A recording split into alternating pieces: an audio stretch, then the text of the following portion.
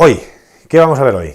Bueno, lo que vamos a ver hoy es un ejemplo que pongo muchas veces y que os animo a que también tratéis de trabajarlo, que es esa idea que siempre estoy diciendo es de que la cabeza tiene que estar trabajando, tenemos que estar acostumbrándola a que piense qué es lo que sucede en la pista, a que estéis analizando lo que ocurre, que no juguéis en blanco, que tengáis algo en la cabeza que no sea solamente pasar la pelota al otro campo.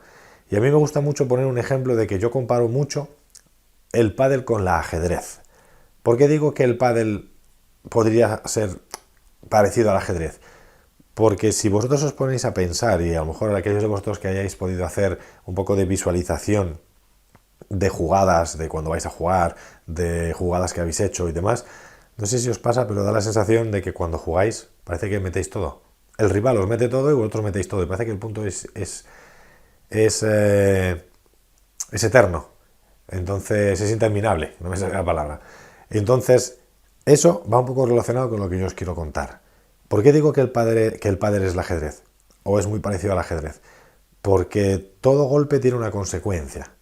Y esa consecuencia a su vez tiene otra consecuencia. Y esa consecuencia tiene otra consecuencia. Hasta que llega un momento que o el rival nos gana el punto o nosotros fallamos el punto. O nosotros ganamos el punto o el rival falla el punto. Pero hasta entonces hay una serie de cosas que se pueden dar. ¿Qué se puede dar? Vamos a poner un ejemplo. Yo estoy restando, lado de iguales, primer punto del juego. Sacan los rivales. Sacan normal. Saca el jugador de derecha, va a su lado de derecha y el jugador de ventaja está colocado en la red esperando la pelota. Me saca. O antes de sacarme, ¿dónde puede sacar ese jugador? Puede sacar a la T, puede sacar al cuerpo de revés, puede sacar al cuerpo de derecha o puede sacar al cristal. En cuanto a direcciones no hay más. Puede sacar cortado, puede sacar plano y bueno, según qué niveles puede venir hasta liftado.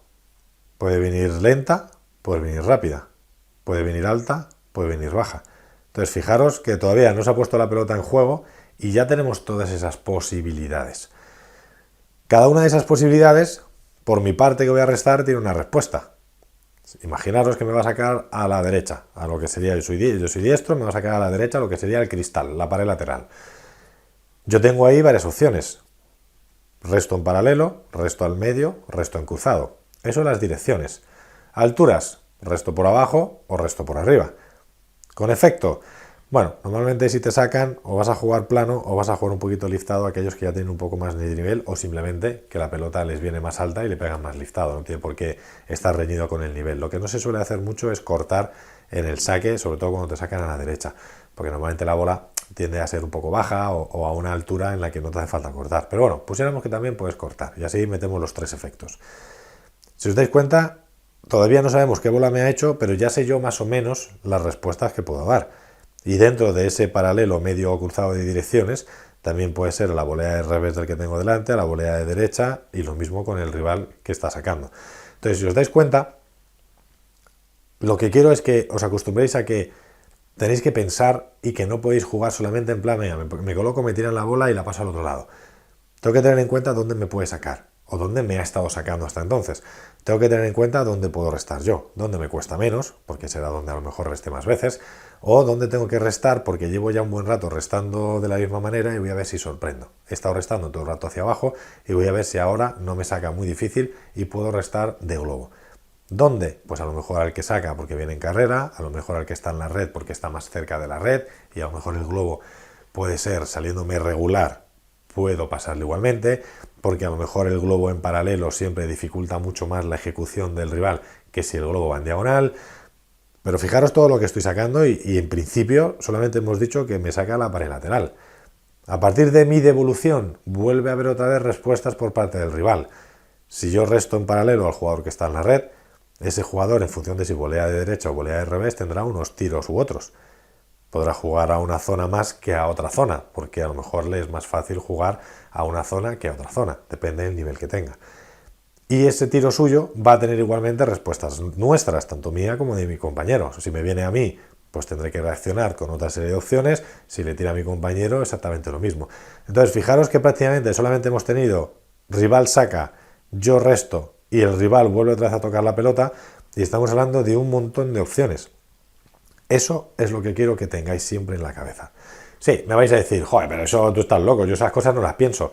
Ya lo sé, por eso quiero animarte a que lo pienses. ¿Por qué? Porque si tú esas cosas las tienes, como en un vídeo que hice hace algún tiempo de técnica contra táctica, que me gustó mucho cómo salió y por eso estoy cogiendo un poco ciertas ideas de ese formato, y si no lo habéis visto, pues aquí os pongo una etiqueta para que podáis verlo. Lo que quiero es que tengáis todas las opciones posibles que se pueden dar, para que podáis tener todos los recursos tácticos que cada golpe os puede ofrecer. Y así de esa manera podéis saber qué hacer en cada momento. Y como por suerte la mente humana es muy privilegiada y prácticamente sin que nos demos cuenta toma decisiones, si nosotros tenemos todas esas opciones, al final la cabeza va a poder tomar la que crea más conveniente. ¿Qué pasa? Que a mayor experiencia, más acertadas son esas opciones. A mayor experiencia técnica o de juego, más fácil es conseguir hacer esas opciones tácticas o esos recursos tácticos. Pero en cualquier caso tenéis que pensar en ellos. De verdad, que siempre pongo el mismo ejemplo y os lo tomáis a coña, pero muchos de vosotros sé que os ha pasado alguna vez. Vais jugando, lleváis 4 o 5 juegos y de repente os decís, ostras, pero si aquel jugador que está allí es zurdo. No os habéis dado cuenta ni en el calentamiento, no os habéis dado cuenta los 5, 6 o 7 juegos que lleváis que uno de los rivales es zurdo.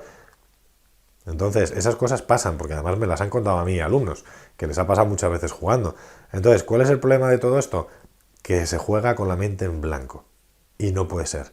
Y el asociar el pádel con el ajedrez no es otra que acostumbrar a la cabeza, igual que hacen los ajedrecistas, que juegan con los ojos cerrados, que juegan de espaldas al tablero, que juegan mentalmente las jugadas, es que os acostumbréis a que toda acción tiene una reacción y que todo golpe que el rival os hace tiene una serie de consecuencias en el golpe que vais a hacer vosotros y una serie de aspectos tácticos que tenéis que tener en cuenta. No solamente a nivel técnico, que obviamente la cabeza también reacciona, te sacan muy rápido y la bola va muy bajita. Volvemos al ejemplo del resto de derecha.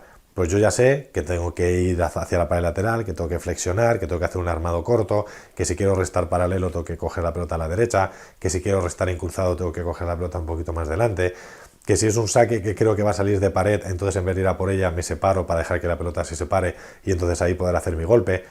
Y dentro de toda esta lectura técnica de cómo tengo que hacer esa bola, encima también la cabeza está procesando dónde voy a jugar a nivel táctico, en qué lugar voy a poner la pelota y de qué manera la voy a poner. Entonces, esto lo trabajo mucho con los alumnos, con diferentes ejercicios y sobre todo diciéndoselo para que sean conscientes de que tienen que estar siempre analizando lo que sucede en la pista y analizándose a ellos mismos, porque la mejor manera de progresar es saber lo que hace uno.